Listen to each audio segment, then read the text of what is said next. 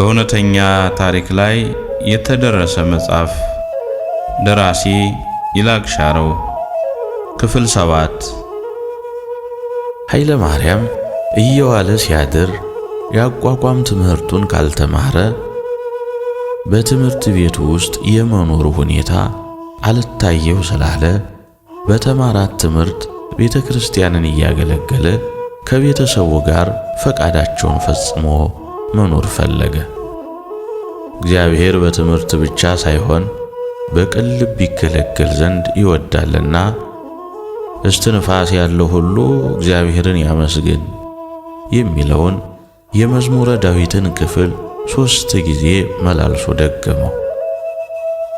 በችሎታው ማገልገልን መርጦ ተወልዶ ወዳደገባት ወደ ደብረ ታቦር ልቡ አዘነበለ።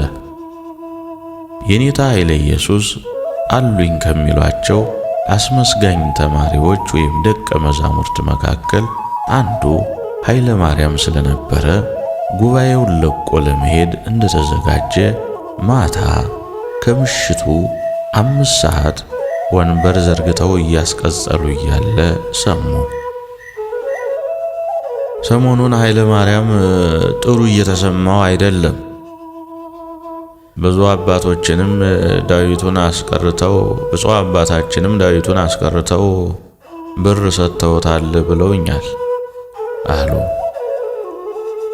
ሌላስ እናንተ የምታውቁት ነገር አለ አሉና ተማሪዎቻቸውን ግራና ቀኝ እየተመለከቱ ነገሯቸው። ብፁዕ አቡነ ቄርሎስ ዳዊቱን ከኃይለ ማርያም ጋር በመስማማት እንዳስቀሩት ከተማሪዎቻቸው መካከል አንዱ እንዲህ ሲል ተናገረ። አዎ የኔታ የዳዊቱ መጥፋት ሲያናድደው ሰንብቶ ነበር። አሁን ደግሞ ዳዊቱ ሲገኝ በጣም እየተደሰተ ያለ አባታችን ብር ወሰድ እንጂ ዳዊቱ ከኔ ጋር ነው የሚሆን አሉት። ባለፈው ደግሞ ሐኪም ቤት ሄዶ የቃል ትምህርት እንዳትማር ልብህ በጣም ይመታል፣ ጩኸት ቀንስ ብለው ከማስጠንቀቂያ ጋር ስለሰጡት ደስተኛ አይደለም አለ። የኔታ ኃይለ ኢየሱስ ይህንን ሁሉ ስላልሰሙ በጣም ደነገጡ። ወይኔ ልጄን ለካስ ያላንዳች ነገር ዝም አላለም። ጧትም እንኳን ቅኔ ተመራ ስንለው እኔን ደስ ይበላቸው ብሎ ነው እንጂ እሱ ግን ደስተኛ እንዳልሆነ አይቻለሁ። በሉ ቀጥሉ፣ እንቅልፍ እያበዛችሁ ነው፣ ጧት አናግረዋለሁ ስለ ሁሉም ነገር ብለው ጉባኤውን በጸሎት ዘግተው ወደ ቤታቸው አመሩ። ኃይለ ማርያም የኔታ ኃይለ ኢየሱስ ጉባኤውን እስከሚጨርሱ ድረስ ጠብቋቸው ወደ ቤታቸው ሊገቡ ሲሉ ከኋላቸው ተከትሎ የኔታ ሰላም አመሹ፣ ፈልጌዎት ነበር አለ። ጎንበስ ብሎ ጉልበታቸውን ሳመና ፊት ለፊታቸው ላይ አንገቱን ቀለስ ዘንበል አድርጎ በመቆም ልጅ አሁን ስላንተ ስናወራ ቆይተን ነበር። በጣም በሁኔታው አዝኛለሁ። ደግሞ አባታችን ምን ነካቸው? ከተገኘ በኋላ ቢሰጡህ። እኔ እኮ ጧት ቤተ ክርስቲያን ውስጥ ደስተኛ እንዳልሆን ካይቻለሁ። እንዲያውም አናግርሃለሁ ስል ጻድቀ መበለት የሚቆርስ ጠፋ ሲሉኝ ወደዛ ሄጄ ነው የረሳው። ምንድነው ይሄ ሁሉ ችግር አሉ። ኃይለ ማርያም ጉዳዩን በዝርዝር ሲያስረዳ ትንሽ ሰዓት ወሰደበት። ነገር ግን ስለ ዳዊቱ ከአባታችን ጋር መቀመጥ እንዳለበት ነገራቸው። አዎ የኔታ ግን ነገ ወደ ቤተሰብ ልሄድ ስለሆነ በሰላም መርቀው እንዲሸኙኝ ብዬ ነው የመጣሁት በምሽት አለ። እንደገና ጉልበታቸው ላይ በአፉ ተደፍቶ ለመናቸው። ትምህርቱን መቀጠል እንደማይችል ከወልዲያ ሆስፒታል የተሰጠውን ማስረጃ የኔታ በያዟት ትንሽዬ የእጅ ባትሪ ብልጭ አድርጎ አሳያቸው። የኔታ ኃይለ ኢየሱስ በጣም አዘኑ። በሁኔታውም መገጣጠም ተሰማቸው። ለብዙ ደቂቃ ቤታቸው ታዛ አጠገብ ቆመው ጸሎት አደረጉለት። መስቀል ተሳልሞ ከጉባኤያቸው ተሰናበተ። ወደ ጎጆው ገብቶ ያሉትን ዕቃዎች በሙሉ ሰበሰበ። ደበሎውንና የሰሌን ኮፈዳዎቹን ከማዳበሪያ በተሰራ ሻንጣ አስገብቶ የቆሎ ተማሪዎች ጓደኞቹን ሁሉንም እየዞረ በየጎጆአቸው ተሰናበታቸው። ሰላም ሁኑ ጓደኞቼ፣ መሄዴ ነው ሲል ጓደኞቹ እያለቀሱ ግማሾቹ ከሚቀጽሉበት ግማሾቹ ደግሞ ከተኙበት እየተነሱ እግዚአብሔር ካንተ ጋር ይሁን፣ መብርሃን ትከተልህ እያሉ መልካም እንዲገጥመው ተመኙለትና ሸኙት። አንዳንድ ጥቃቅን ዕቃዎችን የኮቸሮ መስሪያ፣ የብረት ድስትና የሚተኛበትን የበጋ ጎዛ ለትምህርት ቤቱ አስረክቦ እስከ 9 ሰዓት ድረስ እንቅልፍ ባይናቸው ሳይዞር ሲጫወቱ ከጓደኞቹ ጋር አመሹ። የቆሎ ትምህርት ቤት ሲማሩ ኖረው ሲለቁ ወይም ወደ ሌላ ሀገር ለትምህርት ሲዘዋወሩ እናት አባትን ተለይተው የሄዱ ያህል በጣም ይከብዳልና ኃይለ ማርያም እያለቀሰ ተማሪውን ሁሉ ሆድ እንዲብሰውና ቤተሰቡን እንዲያስብ አድርጎታል።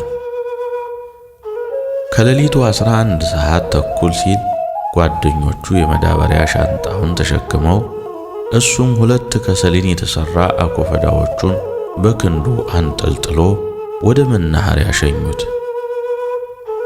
ጓደኞቹን ሁሉ በየተራ ገብረ ሥላሴን፣ ገብረ መድኅንን፣ ሰላም ሁኑልኝ፣ እመብርሃን አትለያችሁ፣ እወዳችኋለሁ፣ በትምህርታችሁ በርቱ እያለ በየስማቸው እየጠራ ተሰናበታቸው።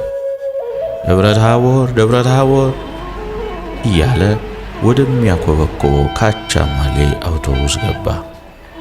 እጁን በመስኮት አውጥቶ እያውለበለበ ባይኑ ሸኛቸውና መንገዱን ቀጠለ። ኃይለ ማርያም ከቤተሰቡ በተለየ በ3 ዓመት ከ8 ወሩ ነበር የሚመለሰው። ከወልዲያ የተነሳው ካቻማሌ አውቶቡስ ለቁርስ እንኳን እረፍት ሳይሰጣቸው እያከነፈና እያጣደፈ ነፋስ መውጫ ከተማ ደረሳቸው። ሁሉም የተገኘውን ምሳ ለ20 ደቂቃ ከበሉ በኋላ ወደ ደብረ ታቦር ጉዟቸውን ቀጠሉ። ኃይለ ማርያም መድረስ አይቀርምና መንገድ ላይ የምትገኘው ከተማ ክምር ድንጋይ ደረሰ። ነገር ግን ከደረሰ በኋላ ፈቃድ ሳይጠይቅ አድራሻውን ሳያሳውቅ ተደብቋቸው እንደሄደ ሲያስብ እናትና አባቱን እንዴት አድርጎ ማየት እንደሚችል በሐሳብ ተጨነቀ። በጤና ይኖሩ ይሆን አለ ወደ ኋላ እንደገና ተመልሶ በማስታወስ። አንድ ዘዴም እንደገና ተከሰተለት። እሱም ወደ ቤተሰቡ ከመድረሱ በፊት ወደ ቤተ ክርስቲያን ግቢ ገብቶ የቤተሰቡን ጉዳይ ማረጋገጥ ፈለገ። ተወልዶ ካደገባት ሞክሽ ቅድስት ኪዳነ ምሕረት ቤተ ክርስቲያን እንግዳ ተማሪ መስሎ ገብቶ ከጥበቃው ካባለነ መርሻ ማረጋገጥ ፈለገ። ደርሶም እንደተሳለመ የቤተ ክርስቲያኑን እድሞ ወይም አጥር ከድንጋይ የተሰራውን ካብ ጥግ ይዞ ቆመ። ከሩቅ የተመለከቱት ለብዙ ጊዜም የቤተ ክርስቲያኗ ጠባቂ የነበሩት አባለነ መርሻ ትኩር ብለው አዩት። ምንም እንኳን ከእድሜያቸው ብዛት የተነሳ ዓይናቸውን ቢይዛቸውም ሕፃን ሆኖ ይቀድስ ስለነበረ አውቀውታል። የአካል ለውጥ ቢኖረውም የኃይለ ማርያም መልክ ግን ፈጽሞ ሊረሳቸው አልቻለም ነበር። ኃይለ ማርያም ያውቁኛል ብሎ ባልገመተበት ሁኔታ አባለነ በቤተሰቡ መጠሪያ ስም ጠሩት። አንተ ያቶ በዛብህ ልጅ ይበልጣል አይደለህም አሉ። የማታውን የፀሐይ ነጸብራቅ መቋቋም ሲያቀታቸው በእጃቸው ቅንድባቸውን ከልለው አያውቁኝም ብሎ አስቦ ስለነበር አንደበቱ እየተንቀጠቀጠ አዎ ነኝ አለ። አባለነ ምርኩዛቸውን ቀረብ አድርገው በመዳፋቸው ብድግ አሉ። ገስግሰውም ወደ ኃይለ ማርያም በመሄድ አቅፈው ሳሙት። ከቤተ ክርስቲያኑ በስተጀርባ አጠገብ ከቤተልሔም ፊት ለፊት በስተ ምስራቅ ካለው ትልቅ የጽድ ዛፍ ስር አስቀምጠው እንዴት ቤተሰቡን ሳያስፈቅድ ሊሄድ እንደቻለ ያጫውቱት ጀመር። ኃይለ ማርያም ስለ ቤተሰቦቹ እንዲያነሱለት ጓግቷል። እንዲያወሩለትም ጉትጎታውን ቀጠለ። አባ ቤተሰቦች ደህና ናቸው፣ ግን ምንም የተፈጠረ ችግር የለም አለ፣ ልቡ እንደ ንዝርት እየተሽከረከረችበት። አባለነ ምስጢራዊ ታሪኩን ባይነግሩትም በግራዝማች ሰንደቁና በአቶ በዛብህ መካከል የነበረው የቆየ ፍቅራቸው አልተደበቀም ነበር። ያኔ አንተ ያለህ አባታ አቶ በዛብህ ከግራዝማች ሰንደቁ ጋር ልጅህን ለልጄ እንደተባባሉ ታውቃለህ አይደል? በዚህም ጉዳይ አንተ በመጥፋት ትንሽ ነገሩ ወደ ጥል ደረጃ ተቀይሮ ሽማግሌ ጉዳዩን አይቶት ነበር። ታዲያ ሽማግሌዎቹ ልጅህን አውቀህ ነው ያሸሸህ፣ ጋብቻውን ስላልፈለከው ነው ብለው 5000 ብር አባታ አቶ በዛብህ ለግራዝማች ሰንደቁ ክሷል አሉ። አባለነ መርሻ ሌላ ትርፍ ቃል እንዳይጠቀሙ በንግግራቸው ሁሉ እየተጠነቀቁ። ኃይለ ማርያም መልኩ መቃየር ጀመረ። እንባው ጉንጮቹ መካከል መውረድ ጀመረ። ሌላስ ምን ነገር አለ አባ? በመብራና ይደብቁኝ፣ ንገሩኝ። አባቴ ምን ሆነብኝ? እናቴስ በሕይወት አለች? አለ እንባውን በለበሳት አቡጀዴ እያበሰ። አባለንም ገና ከቤተሰቡ ጋር እንዳልተገናኘ ስላወቁ በል ዛሬ ከኔ ጋር ታድራለህ፣ ለብዙ ዓመት ተናፍቀ ቆይተህ በድንገት ስትደርስባቸው ቤተሰብህ በድንጋጤ ይጎዱብሃል አሉ። አባለነ መርሻ እጁን ያዝ አድርገው ወደ ቤታቸው ወሰዱት። በል ትንሽ ረፍት አድርግ፣ ከመንገድ አይደል የመጣኸው? እኔ ውሃ ቀድቼ ቶሎ መጣለሁ ብለው ትንሽ የባቄላ ንፍሮ አቅርበውለት ትንሽዬ የውሃ ጀሪካን ይዘው በሩን መለስ አድርገው ወጡ። የኃይለ ማርያም ልብ ግን አላረፈም ነበር። መደንገጥና መጠርጠር ጀምሯል። ያባለነ ሁኔታ አጠራጥሮታል። የሄዱትም ውሃ ሊቀዱ ሳይሆን እንዴት አድርገን የአባቱን ያቶ በዛብህን ሞት እናርዳው ብለው የሰፈር ሰው ሊያማክሩ ነበር። ግራዝማች ሰንደቁና አቶ በዛብህ በዛች 5000 ብር ተቀያይመው ለብቀላ ስለደረሱ ገንዘቤን መልስ አልመልስም በሚል ሰበብ አቶ በዛብህ ለግራዝማች ሰንደቁ በሚልኩባቸው ሽማግሌዎች ባለመግባባት የተነሳ ጉዳዩ ወደ ጥል ተቀይሮ ነበር። ወደ ጥል ተቀይሮ የነበረው ጥላቻ ወደ ብቀላ ደረሰ። ከሰንበቴ ዝክር ላይ ጠላ ጠጥተው ሞቅ ብሏቸው ስለነበር ከግራዝማች ሰንደቁ የተተኮሰች የምንሽር ጥይት ከአቶ በዛብህ ደረት ላይ ስላረፈች ሕይወታቸው ወዲያውኑ አለፈ። ግራዝማች ሰንደቁ በድንጋጤ እየተብረከረኩ ለማምለጥ ሲሞክሩ ብዙ መሸሽ አልቻሉም ነበር።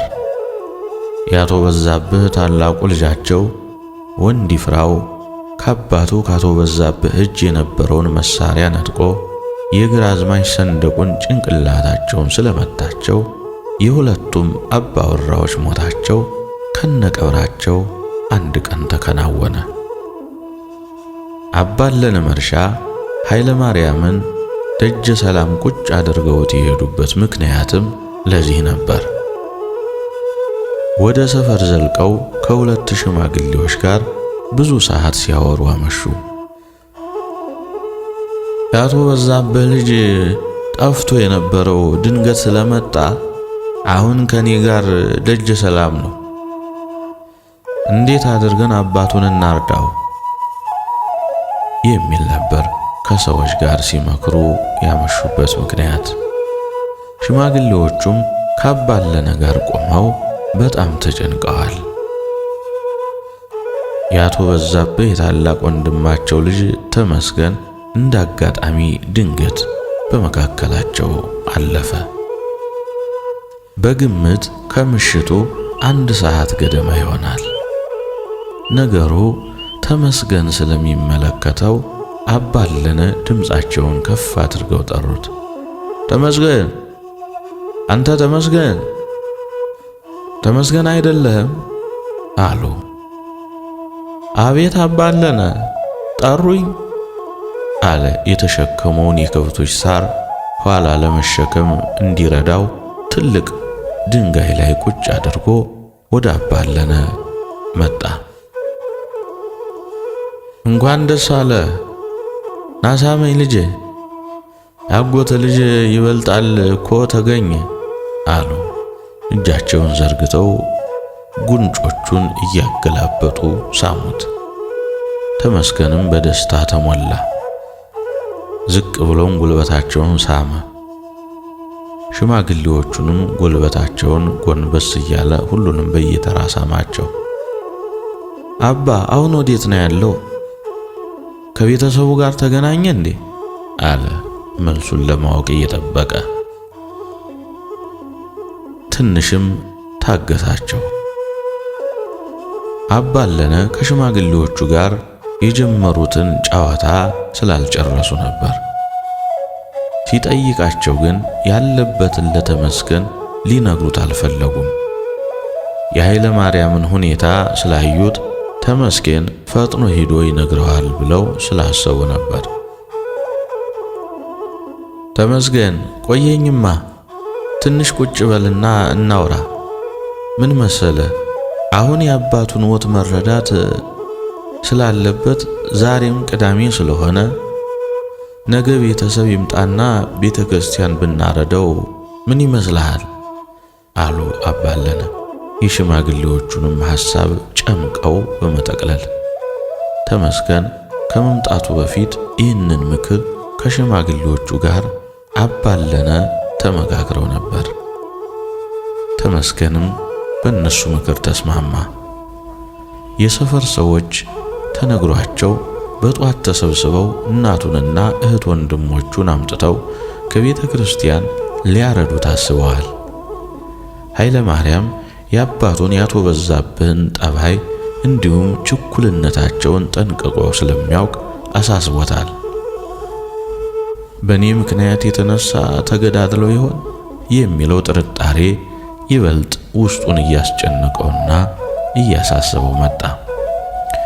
አባለነ ከወጡ ትንሽ ዘግየት ስላሉ ጭንቀቱ ብሶበታል። ውሃ ልቅዳ ብለው እንዴት እስካሁን ይቆያሉ እያለ ውስጡን ማስጨነቅ ጀመረ። የውሃ ምንጩ ቅርብ መሆኑን ኃይለ ማርያም ያውቅ ነበረ። በቤተ ክርስቲያኑ ዙሪያ ያሉት ትልልቅ ዛፎች ከጨለማው ብዛት ከጨለማው ኃያልነት የተነሳ ጥላቸው ስለማያንቀሳቀስ ኃይለ ማርያም ወደ ውጭ ወጥቶ አባለነን ሊያይ አልቻለም። በውስጡ እያሰበ የነበረው ሐሳብ ክፉኛ መቀጣጠል ጀመረ። ነገ መርዶ ይኖራል ማለት ነው። እናቴና አባቴ ምን ሆነውብኝ ይሆን? አባ ለምን ዘገዩ? ክፉ መንፈስ ውስጡን አስጨነቀው። ለቀህ ጥፋ፣ የእናትህንና የአባትህን መርዶ አትስማ የሚል ክፉ ሐሳብ መጣበት። ብድግ ብሎ ትልቁን የደጀ ሰላሙን በር በተራዳ ወይም መሎጊያ የተዘጋውን ከፍቶ ወጣ። በያዛት ትንሽ የእጅ ባትሪ ብልጭ ያደረገ መቃብር ቦታዎችን መመልከት ጀመረ። ከቤተ ክርስቲያኑ መግቢያ በር ላይ 50 ሜትር ርቀት ከፍ ብሎ እኩል የቆሙ ነጭ ነገሮችን ተመለከተ። ነጭ ቀለም የተቀቡ አንድ አይነት መልክና ቁመት ያላቸው 2 ሐውልቶችን አየ። ወደ 2ቱ ሐውልቶች ቀስ እያለ መጠጋት ጀመረ። በሐውልቶቹ መካከል በቀጭን ጽሑፍ የተጻፈውን ለማንበብ ቢሞክርም ሊነበብለት አልቻለም። በባትሪዋ ጭላንጭል ከሐውልቶቹ አናት ላይ የሟቾቹን 2 ፎቶዎች ተመለከተ። ነገር ግን ፎቶው ጎልቶ ሊታየው ስላልቻለ የሚያደርገውን አጣ። ሴቶች የ80 ቀን መታሰቢያ ጠላ ሲጠምቁ አምሽተው ያነደዱትን የእሳት ፍም ከሩቅ ተመለከተ። አካባቢው ደጋ ብርዳማ ስለነበረ አቀጣጥለውት የነበረውን የእንጨት እሳት ጉማጅ ስላገኘ ያግዘው ዘንድ ትርኳሹን ይዞ እያወዛወዘ ወደ ሐውልቶቹ መቅረብ ጀመረ። በእሳቱ ብርሃን የአባቱን ያቶ በዛብህንና የግራዝማች ሰንደቁን ፎቶ ተመለከተ። ሊያምን ስላልቻለ የፍልጡን እሳት ቀረብ አድርጎ ተመለከተና አረጋገጠ። አንገቱን ጉልበቱ ላይ ደፍቶ ምርር ብሎ አለቀሰ። የተወለደባትንም ቀን ረገመ። በሱ ምክንያት እንደተገዳደሉ ስላወቀ ማንም እንዲነግረው አልፈለገም ነበር። በምሽት ብቻውን ድምፁ ሳይሰማ የአባቱ ሐውልት ላይ ስቅስቅ ብሎ በማልቀስ እርሙን አወጣ። አላገባም እምቢ ብሎ የሄደበትን ያንን ቀን አጥብቆ ረገመው። የአባቱን ያቶ በዛብህንና የግራዝማች ሰንደቁን የብዙ ዓመት ፍቅራቸውንና አብሮ መብላት መጠጣታቸውን ሲያስታውስ ራሱን ጥፋተኛ አደረገ። ስለ ቀደመ ፍቅራቸው ቀብራቸው አንድ ቀን ሐውልታቸው አንድ ሐውልት መሆኑንም ሲያስብ ገረመው። በያዘው በእሳት ብርሃን የተጻፈውን ጽሑፍ ሐውልቱ ላይ ያለውን ቀስ እያለ አነበበው። የተገዳደሉበት ዋናው ምክንያት አብሮ ስለተጻፈ ሌላ ተርጓሚ ሳያስፈልገው ራሱ መረዳት ቻለ። ኃይለ ማርያም ጠቅላላ ጥፋቱን ከራሱ ላይ አድርጎ እየቆጠረ የመጨረሻውንም የጽሑፉን መደምደሚያ አስተውሎ ማየት ፈለገ። ምክንያቱም የሐውልቱ አሰሪ ማን እንደሆነና የእናቱን የወይዘሮ ጥሩ ወርቅን መኖር በዛው ሊያረጋግጥ ፈልጎ ነው። ኃይለ ማርያም እንባውን እያፈሰሰ የአባቱን ያቶ በዛብህን ሞት ከሐውልቱ ላይ ተረዳ። ሐውልቱም ከባለቤታቸው ከወይዘሮ ጥሩ ወርቅና ከልጆቻቸው ተሰራ ስለሚል እናቱ በሕይወት እንዳለች ማወቅ ቻለ። ይህን መርዶ በጨለማ ከሐውልቱ ላይ ከተረዳ በኋላ ወደ ቤተሰቡ መሄድ እንደሌለበት ደመደመ። አባለን መርሻ እስከሚመጡ መጠበቅ አልፈለገም። በእኔ ምክንያት አባቴን አጥቼ ስሰደብ አልኖርም የሚለው ሐሳቡ እየገፋፋው ስለመጣ በምሽት ከደጀ ሰላም ወጥቶ ግርማ ሌሊቱንና ድምፀ አራዊቱን ሳይፈራ አካባቢውን ለቆ ማደር እንዳለበት ወሰነ። ከምሽቱ 4 ሰዓት ሆኗል። የዱር አራዊቱ ጩኸታቸው ያስፈራል። አካባቢው በጅብ መንጋ የሚታወቅ ነው። ኃይለ ማርያምን ያ ሁሉ ሊያስፈራውና ሊያስደነግጠው አልቻለም ነበር። በማዳበሪያ ሻንጣ የያዘውን የተወሰነ ዕቃ አስቀምጦ የሰኔል ኮፈዳዎቹንና የቅኔ ግሱን ብቻ 4 ሰዓት ተኩል አካባቢ ለቆ ጠፋ። አባ አለነ ወዲያው 4 ሰዎችን አስከትለው ደረሱ። አራተኛው ያጎቱ ልጅ ተመስገን ነበር። ተመስገን የናፈቀውን ኃይለ ማርያምን አግኝቶ እስከሚሰማው ድረስ ቸኩሏል። አራቱም ወደ ደጀ ሰላሙ አመሩ። ጨለማው በእጅ የሚዳሰስ ግድግዳ ይመስላል። የእጅ ባትሪ ይዘው ወደ ፊት ለፊት እያበሩ ወደ ደጀ ሰላሙ ተጠጉ። ነገር ግን የሚሰማ አንዳችም ድምፅ አልነበረም። በሩን በየተራ ማንኳኳት ጀመሩ። ደክሞትም ተኝቶ ይሆናል ብለው አሰቡ። አባ አለነ በሩን አንኳኩተው ሲሰለቻቸው ተመስገን በበራፉ እጁን ሰርስሮ በማስገባት መሎጊያውን ወይም መወርወሪያውን የበሩን ተራዳ አውልቆ ጣለው። አራቱም በአንድነት ተያይዘው ወደ ውስጥ ገቡ። ነገር ግን ማንም የለም። ወደ ላይ ወደ መደቡ አብራው እስኪ ተመስገን፣ እዚህ ላይ ነበር አስቀምጨው የነበር፣ ወደ የት ሄደ አሉ አባ እርጅና በሚጎትተው ድምፅ።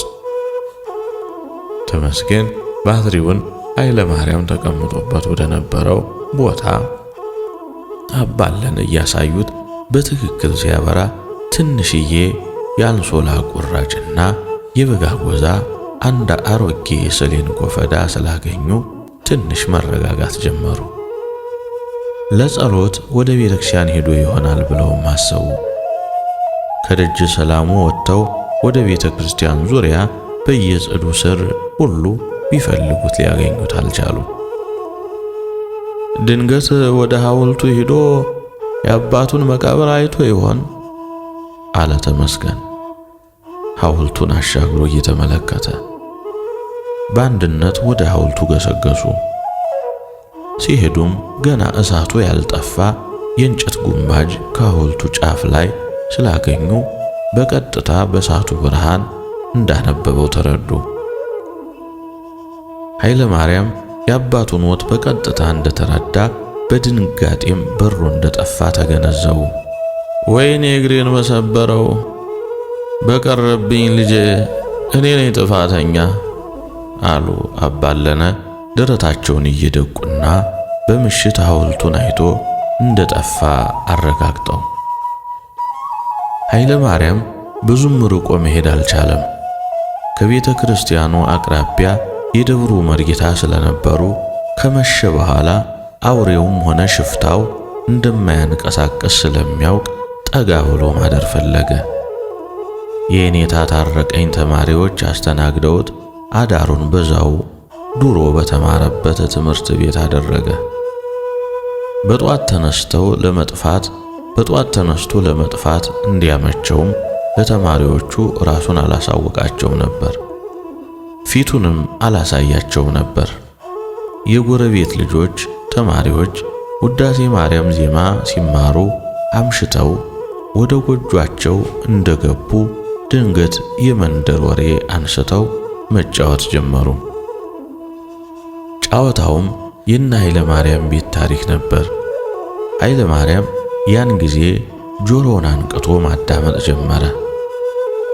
ራሱን ሞቷል እየተባለም ይሟረትበት እንደነበረ ከአካባቢው ካለው የቆሎ ትምህርት ቤት ተማሪዎች ከመርጌታ ታረቀኝ ጉባኤ ቤት ስለ ቤተሰቡ ሁሉ ስለ ራሱም መስማት ፈለገ።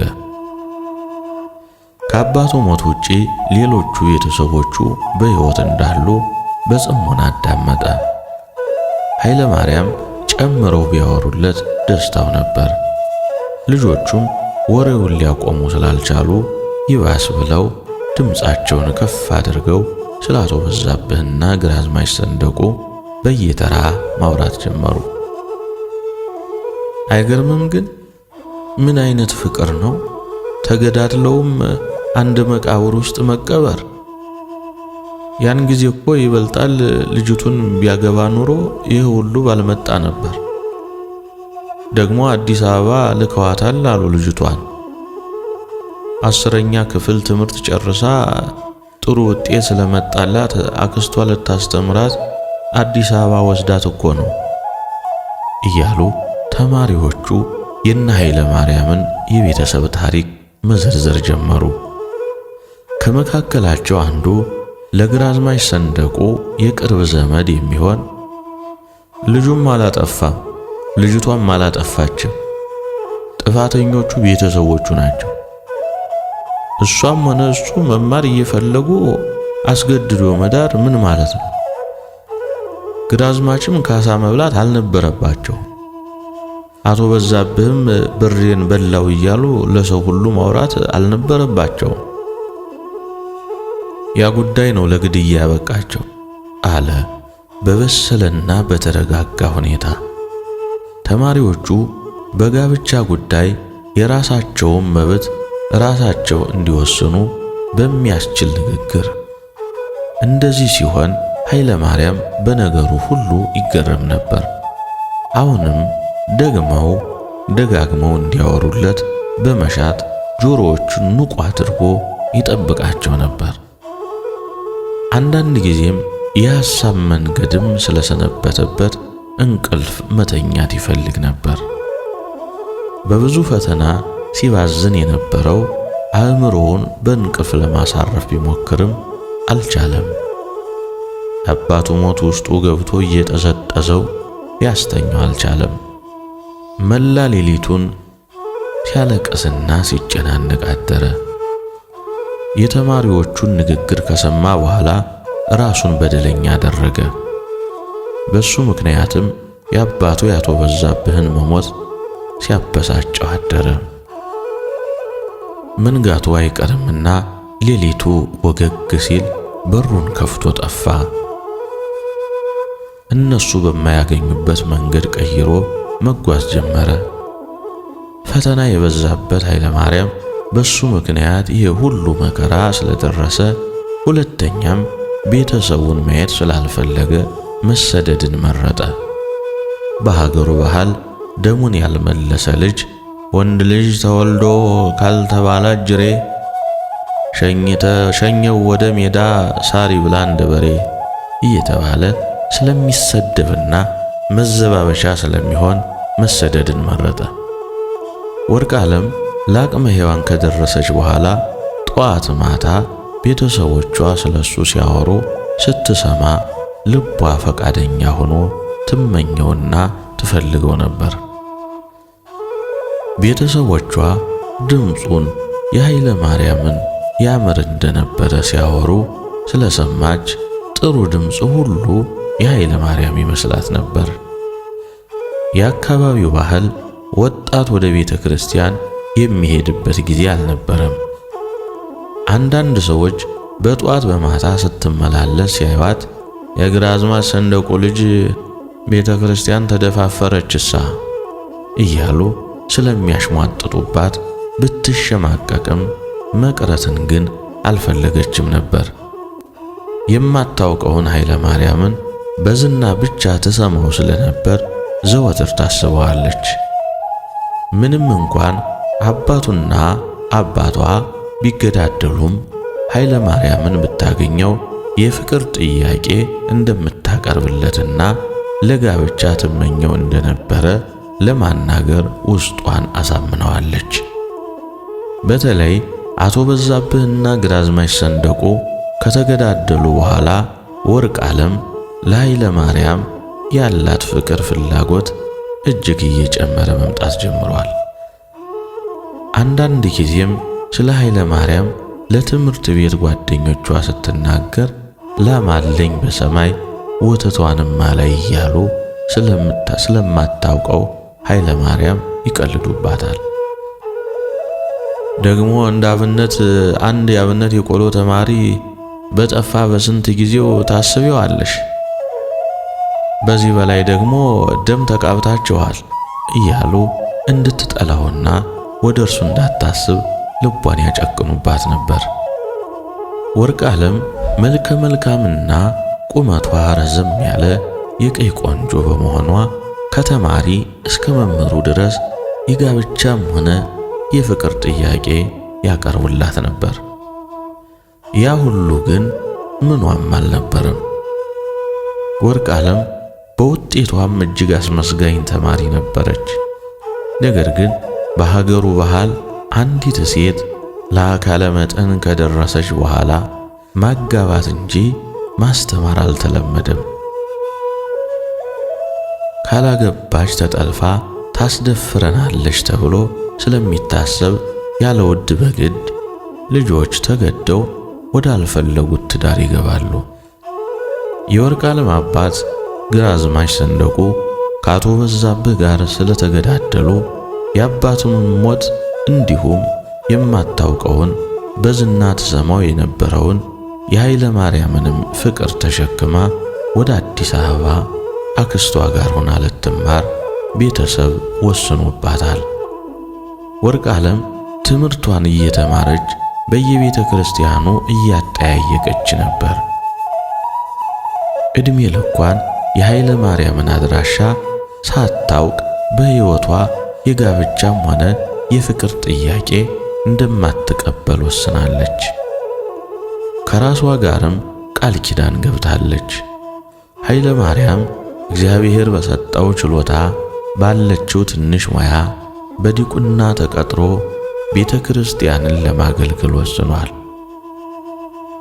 ከየኔታ ኃይለ ኢየሱስ አቋቋም እየተማረ ያለ በወልዲያ ሆስፒታል የልብ ህመሙ ከተነገረው በኋላ የቃል ትምህርት ዜማ ላይማር ወስኗል። እንደምንም ለ3 ቀን በእግሩ ተጉዞ ከደብረ ታቦር ባህር ዳር ከተማ ደረሰ። የአብነት ተማሪ ለሀገሩ ባዳ ለሰውም እንግዳ አይደለምና እየለመነ በየመንገዱም እያደረ ባህር ዳር ከተማ በሚገኘው ሽምብጥ ሚካኤል ቅኔ ትምህርት ቤት ከየኔታ መንግስቱ ጉባኤ ገብቶ አስፈቀደ። የኔታ መንግስቱም አስፈላጊውን ፈተና ፈትነው ተማሪያቸው ወይም ደቀ መዝሙራቸው እንዲሆን ፈቀዱለት። በምግባሩም በአገልግሎቱም በየኔታ መንግስቱ ጉባኤ የተወደደ ተማሪ ሆነ። ወደ ቤተ ክርስቲያን በመሄድም በጧት እየተነሳ ኪዳን ማድረስና ማህሌት መቆም ይወዳል። በማህሌቱም ሆነ በኪዳኑ ድምፁን በሰሙ ካህናትና ዲያቆናት ሁሉ የተወደደ ሆነ።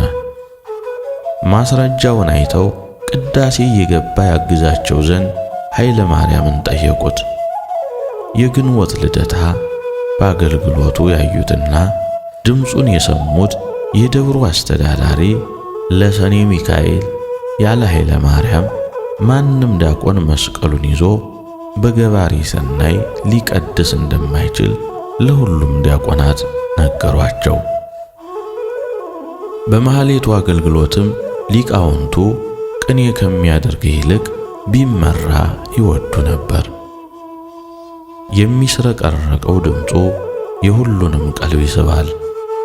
1 ወር ባልሞላ ጊዜ ውስጥ ኃይለ ማርያም ስለታወቀ የሀገረ ስብከቱ ሊቀ ጳጳስ አቡነ በርናባስ ከገዳሙ በጀት እንዲበጀትለትና በካህናት ማሰልጠኛ ገብቶ እንዲማር ፈቀዱለት። ከደብሩ ደመወዝ ተመድቦለት እየተከፈለው በዲቁናም ጭምር እንዲያገለግል ትእዛዝ ሰጡ። ደመወዙም 45 ብር ነበረ። አቡነ በርናባስ ኃይለ ማርያምን በጣም ይወዱታል። ማታ የየኔታ መንግስቱ ተማሪዎች ውዳሴ ማርያም ሲያደርሱ ዛፏ ስር ቆመው አብረው ያደርሱ ነበር። ወደ መንበረ ጵጵስናቸው እየጠሩት ቡራኬ ይሰጡታል። አንድ ቀን በምሽት አስጠሩት። አዲስ አበባ ለስብሰባ ለመሄድ እየተዘጋጁ ነበር። አብረን ደርሰን እንመለስ ብዬ ነው ያስጠራውህ። በልበጧት ስለምንሄድ እዚሁ ታድራለህ። በጊዜ ሄድና የምትይዘው ነገር ካለ ይዘህ ተመለስ አሉ።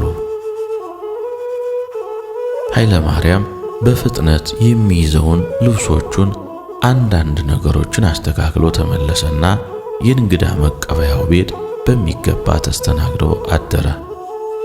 ሲነጋም ይዘውት ወደ አዲስ አበባ ሄዱ። መቼም አምላክ ያለው ቀርቶ ሰው ያለው አይሆንምና የሰው ልጅ ከልቡ ከተመኘ የልቡን ያገኝ ዘንድ ይችላል። አቡነ በርናባስ ጥሩ ዲያቆን እንዲፈልጉላቸው አዲስ አበባ ያሉ አንድ ትልቅ የቤተ ክርስቲያን አስተዳዳሪ አባት ስለጠየቋቸው ሊወስዱት አስበው ነበር።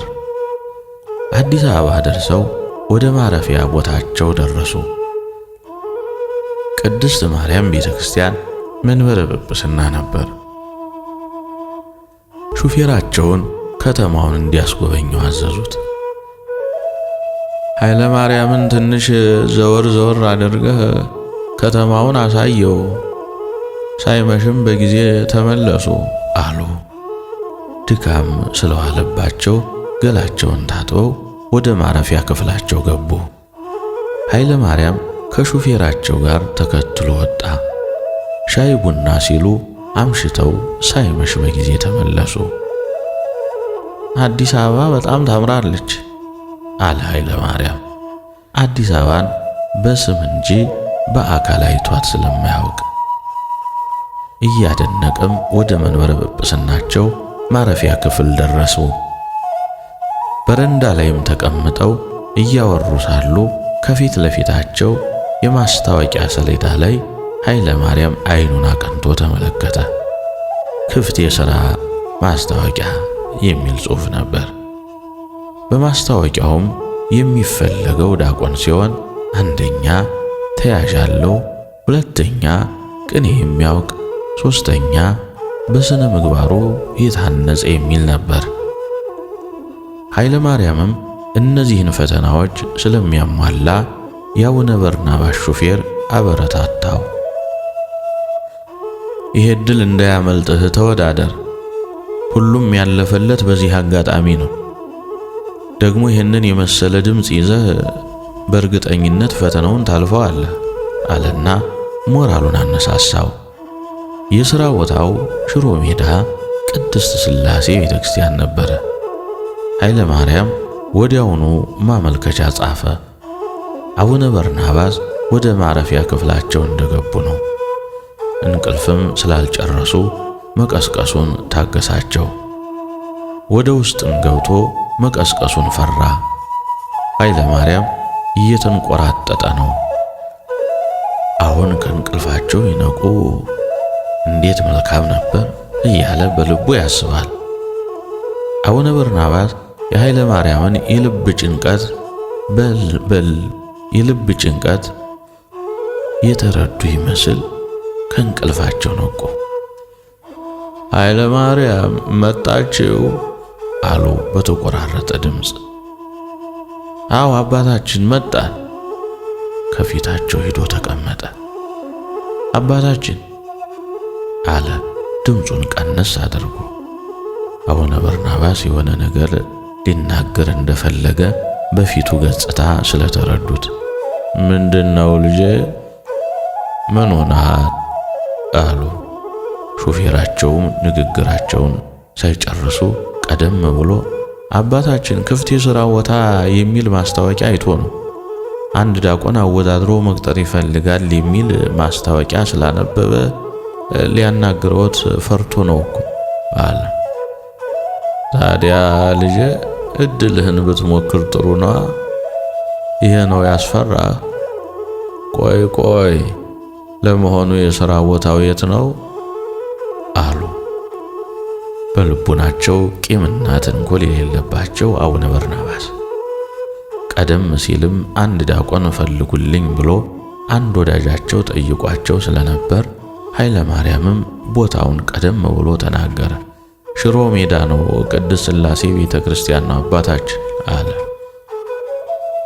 ከማስታወቂያው ላይ አድራሻውን ስላየው እስኪ ቆይ ሽሮ ሜዳ ሥላሴ ከሆነማ የማውቀው አንድ ወዳጅ አለ አሉና ከቀሚሳቸው ኪስ ሞባይላቸውን አውጥተው ወደ የሚያውቁት የቅድስት ሥላሴ ቤተክርስቲያን አገልጋይ ወደ ሆኑት ወደ አንድ ታላቅ አባት ደወሉ። ሰላምታ ከተለዋወጡ በኋላም ስለወጣው ማስታወቂያ ማውራት ጀመሩ። ዲያቆን ትቀጥራላችሁ የሚባል ወሬ ሰምቼ ነበር። አንድ ጥሩ ዲያቆን ከባህር ዳር ይዤላችሁ ስለመጣሁ ልንገረው ብዬ ነው አባታችን አሉ አቡነ በርናባስ በተለመደው የትህትና ንግግራቸው ፈገግ ብለው። ካሉበት ድረስ እኔው ራሴ እመጣለሁ፣ ስልኩን ይዝጉት ብፁዕ አባታችን አሉ የተደወለላቸው አባት።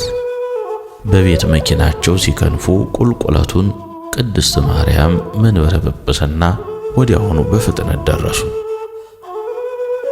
ወደ አቡነ በርናባስ ማረፊያ ክፍል ሲመጡ ኃይለ ማርያም የጳጳሱ ንግግርና የሰውየው ፈጥነው መምጣት ስራው ሊሳካ እንደሚችል ስለገመተ ውስጡ ፍርሃትም ደስታም ጭምር ተደበላለቀበት። ከሽሮ ሜዳ የመጡት አባት ለቤተ ክርስቲያኑ አሉ የሚባሉ ታላቅ ሰው ናቸው። ከአቡነ በርናባስ መስቀል እንደተሳለሙ ፊት ለፊት ያለው የሶፋ ወንበር ላይ እንዲቀመጡ ጋበዟቸው።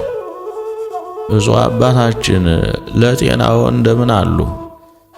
ከተገናኘን ብዙ ጊዜ እኮ ሆነን። ዲያቆኑ ይህ ነው አሉ ለኃይለ ማርያም ሰላምታ በመስጠት ዘንበል ብለው። ኃይለ ማርያም ከተቀመጠበት ብድግ ብሎ ጉልበታቸውን ሳመና ገላግለው አስቀመጡት። አዎ እንዴት ጥሩ ዲያቆን መሰለው! ምግባርና ትሕትና የተሰጠው ልጅ ነው አሉ ከልባቸው ያለምንም ማስመሰልና ከንቱ ውዳሴ። ትንሽ ከተጫወቱ በኋላ አቡነ በርናባስ ኃይለ ማርያምን ለመጡት አባት አንድ ምስባክ እንዲያቀርብ ጋበዙት። ኃይለ ማርያም እነሱ የመረጡት ቢሆን የተሻለ ነው ብሎ ብፁዕ አባታችን የትኛውን ምስባክ ልስበክ በማለት ነጠላውን ቀኝና ግራ አጣጥሎ ትምህርተ መስቀል ለብሶ ከፊት ለፊታቸው ቆመ። ከሽሮ ሜዳ የመጡት ታላቅ አባት ምስባኩን እንዲመርጡ አቡነ በርናባስ ጋበዟቸው። ፈርጠም ያለውንና እንደ ፈተናም ሆኖ የቀረበውን ኢትዮጵያ ታበጽ እደዊሃ ሀበ እግዚአብሔር የሚለውን ስበክ አሉ። መዝሙር 67 ቁጥር 61 ነበረ ለኃይለ ማርያም የመረጡለት። ትርጉሙም ኢትዮጵያ እጆቿን ወደ እግዚአብሔር ትዘረጋለች ማለት ነው። ከኃይለ ማርያም አንደበት የሚወጣው ድምፅ ከሽሮ ሜዳ ቅድስት ሥላሴ ቤተክርስቲያን የመጡትን አባት አስደሰታቸው። አቡነ በርናባስንም አመስግነው እንደ ቅጥረኛ ብቻ ሳይሆን እንደ አባትና ልጅ ሆነው እንዲይዙት አቡነ በርናባስ ቃል አስገቧቸው።